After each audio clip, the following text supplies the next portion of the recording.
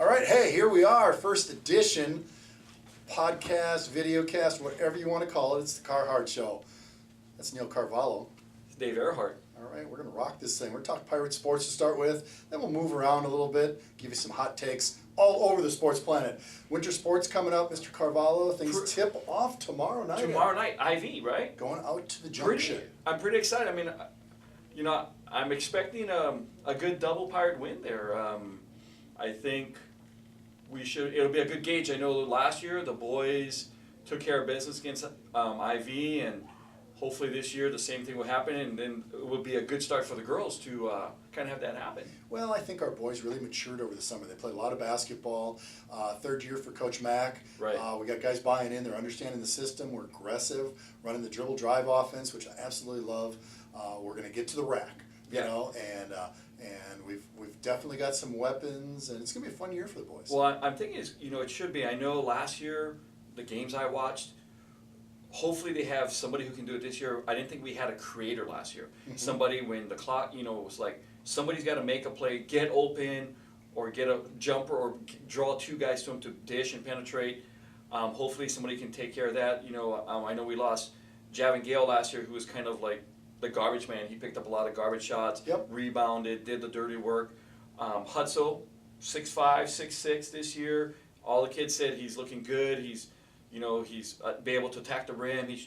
I think his presence, and as showboat as it may be, I think if he can get a couple dunks, that excites the crowd, that gets everything going, and hopefully we feed off some enthusiasm, and we get some guys who can knock down jumpers. Well, that's key. You got to make a shot, and we've got some guys that can definitely shoot the ball. Frida Martinez looking really good in the preseason. Braden Watts, can definitely. He's a three-ball threat. He can shoot the ball, and then we got Nico Ortega, new guy, right? To the district, and he's smooth. And where's Nico from? Nico's from Oklahoma. So got a little Midwest flair to the Pirate Nation. We like having Midwest flair. Yeah. Let's see, go Brewers, right? Yeah. So Nick Goff's back. We got the senior trio. We got Big Will. We've got Mason Stella. We got Cade Beer, we got those guys. Mendez. Aaron's there. We've got Ivan. Ivan's there, good. So anyways, we got some ballers there. We got the three juniors who are going to kind of slip back and forth between the JV and varsity. So we got AJ there. Right. And we've got, who else do we got there? We got Ty Clayton. And we got Logan Jenkins. Yeah, Logan, okay. So, and then, it's interesting. JV program is going to be very solid this year. And then you look at the JV2. We might have the biggest JV2 at the 4A level in the state. That is a monster squad. You got Younger Hutzel, you got Jake Olszewski, who's a new guy. Yeah. You got a bunch of big kids there. And I think it's good. I heard some of the kids saying they kept all the freshmen on JV2, which I think at times is good. I mean, I remember the 2011 state championship team. All season long until the very end, they kept for the most part, they kept the freshmen there.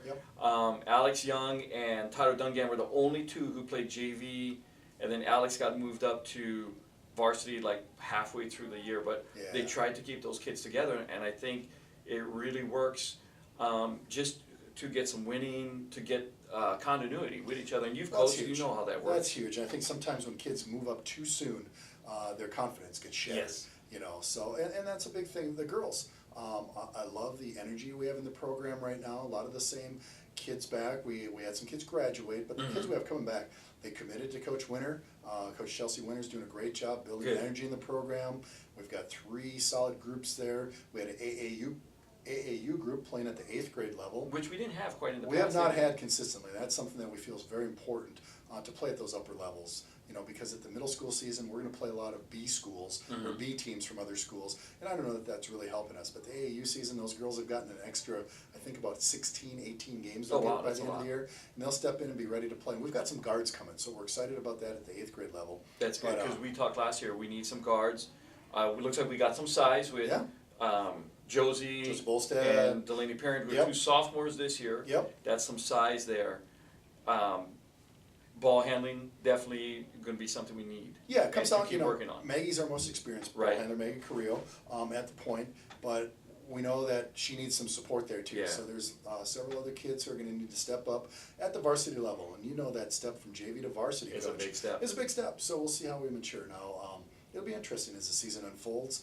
And same thing for wrestling. We open Right. up Friday. Friday, right? Harry Mondale The tournament. Invitational. So that's a new name for Oh, a yeah. tournament we've had. Right here at the P. We're going to do that at both gyms Friday throughout the day. And in the past, it's been a team tournament. This year, it's going to go to basically a seeded bracketed tournament. Oh, cool. So Coach John doing a great job there building our wrestling group. And I think I was just writing something today. I think we've got 7 kids who took part at the state level last year. Oh, that's good. Wrestling wise. So we think those guys, it's going to be a fun season. We could challenge for that conference, Skyline Conference Team Championship. Which is good. We haven't had that in a while. We were right there last year, thought we had a shot at it. Right, right. Mazama, those darn Vikings, took it from us there, but we think we can do that this year. That'd be huge. You know, trying to be non-biased, but I'm tired of Mazama. We need to start. No offense, putting- Vic Lees. Yeah, we need to start taking care of business there. So the tournament. So I know since I've been here at Phoenix, it's always been a team tournament. Yeah. You know, duel, and you win against like 2 or 3 other teams and stuff. So I think that's a good, interesting change because a lot of Yeah. times, you know, there's nothing more boring than you go, okay, 113. Forfeit. Forfeit or double forfeit. Yeah. So I think that's going to be No, this will be interesting. cool. This will be cool, and I know that we'll compete for championships at several weights. You know, we've got a long list of returners coming back. 2-time state champion, Emma Truex. Yes, and I was talking to her today in class, and I said, "Are you wrestling guys, girls?" And she goes, "I think it'll be a combo of both." So Yep. she said, you know, we talked a little bit about going against a guy, and she goes, "Yeah, you know, I can do some extra things being a girl that give me some advantages, but you know, strength-wise, sometimes that's where a guy can kind of take care of me. But you know, if it's a guy not as skilled, really as skilled as her, she's probably going to dominate a guy." Oh yeah, no, Emma's a stud out there, and you know some of these other guys, Dalton Samus, Jackie Hawkins, who else? Ezra DeLuca. We've got Galeotto is wrestling, right? Elijah Galatiotto. We've got Elijah Santana. We've got Joey Wilson. Mikey Walker's out there. So And somebody's saying they wanted them to go heavyweight. Oh, it was Chava. Chava, He's Salvador Castano. And is Bella? Bella Lucia, who's a student at Logos, who played football for us. She's Yeah. been doing some wrestling. Okay. So, no, a lot of good things happening there. That's interesting. And then swimming. Swim. Coach Jim Heath, you know, those guys are That's like our winter dominant program, kind of, right ranked now. 5th in the state preseason poll. Oh. Wrestling also. For boys or boys? girls? Boys, okay. Alex Shepard is kind of the main guy back there. Competed at the state level last year. In the but- 100, I believe? Yeah, but we got a bunch of guys who have a lot of swimming experience. Same thing on the girls' side. We've Dave, got you look some like you kids. could have been a swimmer back in the day. I was not a swimmer. I'm a terrible swimmer. I can Yeah. barely float, Coach. And I'm from Hawaii, and I'm not a very good swimmer either. Well, The the salt Hawaii water does guys- help me float. If the Hawaii guys can't swim, why would a guy from Wisconsin be able to swim? Well, isn't there like 10,000 lakes close by? That's Minnesota. That's a different state. True, but Yeah, not that close. Do not. Okay. Yeah, don't tie Okay. those together. So yeah, swimming's going to open up Saturday. Rogue Valley Invite at the Medford YMCA. Again, Coach Jim and Justin Heath and Nathan Watt. Those guys do a great job. They Yeah. practice outdoors. Did you I know know. that, Coach? Outdoors, like we were talking about that. Yeah. And that doesn't seem too fun. I mean, You know. in July, that sounds It's great. really fun. Great. But Coach Jim December says doesn't sound fun. the kids like it because they're in the pool. It's about 80 degrees. Oh. But the coaches on deck there, that's a That's a- little trickier. Yeah. And I think when Coach Jim gets fired up, he turns the heater off in the pool and makes them swim in cold. That I would do that once a week, just out of like, it's on. Yeah. I think, and somewhere in the year, we'll probably hit this in one of our podcasts. Is there the Henley Freeze where Henley Freeze, where you swim outdoors. doors? The pool is heated. Yeah, pool's heated. Everybody's got a little pop-up thing to stand under there, but I know the parents kind of chill it out there. And it's cold. It's Klamath Falls. Klamath It's cold Falls, over there in cold, okay. August. You know, I was over at Mazama for a football game about 4 years ago. It was the first game of the season, and it was the end of August. And by the end of the night, it was freezing. Mazama or Klamath Falls. Klamath is Falls just gets cold. Yeah. Cold place. Hey, we got a new trainer. I saw your little post, and I pulled her up a little bit and was reading, so Yeah. I'm excited. I mean, you know, as football coach last year, I basically gave up some taping duties to some other coaches. I said, hey, can you tape these guys? Because Yep. I was kind of tired of taping kids, and that's pretty exciting. So Emily what's the Selder. background and what's going on? You know, Emily was at North Medford. She worked over there for several years. She's been around the valley. Oh. And our opening is one that we've been looking to fill, for several months.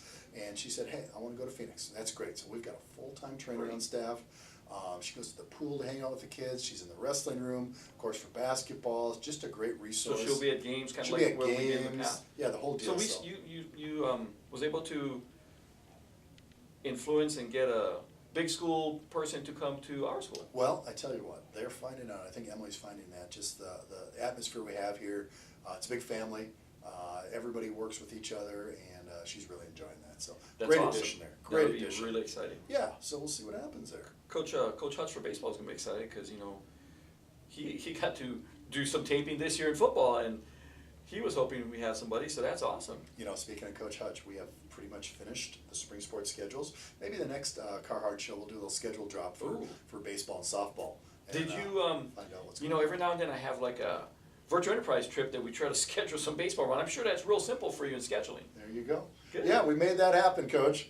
Had to reverse some things because of the Carvalho effect Yeah. once again. But It's always good. What do you say about that? Hey, Beaver sports, Duck sports. I know you're a I'm Ducks a Duck guy. fan. I was in for Thanksgiving.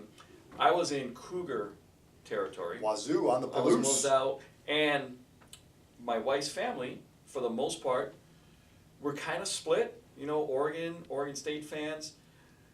But the house we were in, which is her sister and brother-in-law, both Oregon State graduates, and it was a great Civil War. I bet you enjoyed that, Coach. It was, and I could have been really like arrogant and everything, but I was just clapping and cheering and, because I had to take the medicine 2 years ago when Oregon lost. There you go. And it was a thing of beauty when Oregon just, Herbert got a little dinged up. They just kept running the ball, kind of like what Oregon State did 2 years ago. Took him to the woodshed. Yeah, and Took him to the woodshed. as you know in football this year in JV, because of my quarterback situation, we had to go run power football. Yep. And it may not be super exciting, but it was super effective. It And when is. you can't stop the run in football, it's a slow death. Yeah, it is. It is. It's just like a paper cut. It's a tough A one. lot of them. So where are the Ducks going to land for their bowl game, Coach? Well, I told my wife, I said, if it's a good a bowl that we can get to, I want to go. Then when Herbert got dinged, I said, well, unless he's not playing. But all the reports I did and looked at, looks like the plans are, it seems like the number one looking place is the Holiday Bowl in San Diego. I've done that twice. Good destination. Great destination. If that's in, I'm going to San Diego. The other one is, I think it's called the Red Box Bowl, and that's the one in Santa Clara.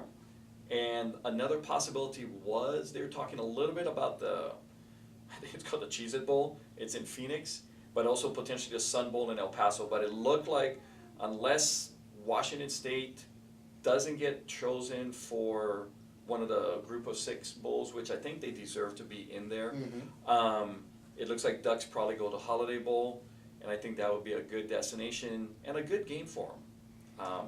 Playing a Big Ten school. Definitely don't want them to go to the Vegas Bowl. Vegas has just been a bad luck bowl for the Ducks. What a dream to play in the Cheez-It Bowl. Yeah, that'd be fun. Wow. I mean, I don't know, for the fans, you're going to get free Cheez-Its maybe, Hey, what a deal. but Holiday Bowl, Yeah, San Diego. Good, San like Diego. you said. I don't know. Good destination. I might, if I go there, I may not come back. I may see if I got a teaching job down there and Alright. stuff, but I'll let you know. I'll probably be back. I'd miss you in Phoenix too. Give us but- 10 days notice. Yeah. We appreciate that. Beavers. Hey, a little more Ducks and Beavs. Beavs, I think Coach Smith has them started on the right path. It's going to be a process. It's- But I think they've got the right guy there to get that thing fixed. I mean, I think him being a former player, he'll have the background and the backup from alumni. I think just the problem I see for them is it's the kids nowadays. They want to be successful right away, and I just don't know if he's going to have to rebuild with 3-star guys, I think. Because I don't think, those 4-star guys, you need enough of them to kind of get a quick turnaround. And I don't think those kids nowadays have that, like, hey, I'm going to go turn around a program in 2 years. I want to win now. So I think you're going to get less of those 4-stars. So you got to coach up those 2- and 3-star guys Yep. to get the program going, and then you'll get those others. That's They exactly saw the quarterback left yesterday, which he started the second through game 7 or something. But I heard a local sports talk person say that he didn't think that was a big loss because he didn't think he was a player that would take them to the next level anyway. Okay. So we'll Well, see. tell you what, a lot of pundits out there. You never know. A little more on Ducks and Beavers. Men's basketball, Yes. both solid. I think the Beavers are maybe gonna make some noise Make there. some noise. The Thompson boys and Yeah. and the coach's son. Of course, Mhm. the Ducks with Bull. Bull, I mean, very disappointing loss the other night. They lost to Texas Southern, who they were favored by 25 points. Bull goes off for 32 points, 9 or 10 boards, and then they just kind of couldn't play defense. And it was, I don't know, I watched it. Coach Altman was pretty upset, I heard, with reading some of his things. Texas Southern got hot from 3, and then, you do that, you get overplayed, drive to the basket. They're big. They have a big guy too. He had like 7 dunks in the game, Whoa. and he's 7'2". He's a senior. Bull needs to get a little stronger, and I think Altman's got to kind of massage this young team into cohesiveness. I think they're going to be okay.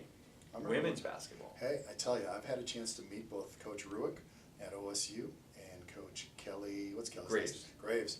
And both have done a tremendous job there. I know Coach Winter is a big Ducks fan, and she's going to take our girls basketball team to see the Ducks play in a couple weeks when we go up to Elmira for a tournament. Nice. So they're excited. I about want to that. go see the Ducks play. I tell you, they've got some serious firepower on both. They went those to the teams. Final 8 the last 2 years. Yep. They're ranked 3rd in the country now. I think Oregon State's ranked 8 or 9.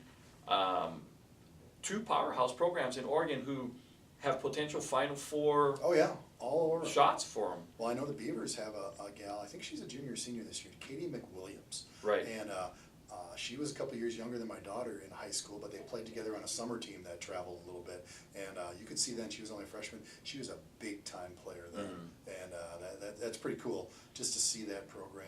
Scott Ruick, class guy, was at George Fox, and it's just done a heck of a job of building a hard-nosed program there. Right. So that's cool. And then the Ducks got a great, he's got the, Sabrina Ionescu, who's like the NCAA career leader now in triple doubles, I believe, and she's a junior at Oregon. Ruthie Hubbard. They got just people keep coming in. They got the girl from Notre Dame who had to redshirt last year, who was the incoming player of the year and went to Notre Dame as a freshman, sat out last year. I think Oregon's going to be a contender. Oregon State, can you knock off Notre Dame and UConn? And UConn. The beasts of the East. Yeah. We'll see, but It's something gonna cool be interesting. brewing out west. Hey, our time is up today. It's been great being with you, Coach. He's He's hard. Car-Hardt. See you again. Be cool, Pirates. All right. I think that was good.